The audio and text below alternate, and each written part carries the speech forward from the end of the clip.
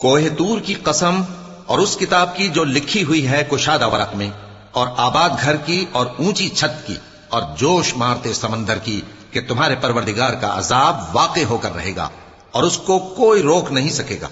जिस दिन आसमान लरजने लगे कपकपाकर और पहाड़ सचमुच उड़ने लगे, तो उस दिन झुटलाने वालों के लिए खराबी होगी जो बेकार बातों में पड़े खेल रहे हैं।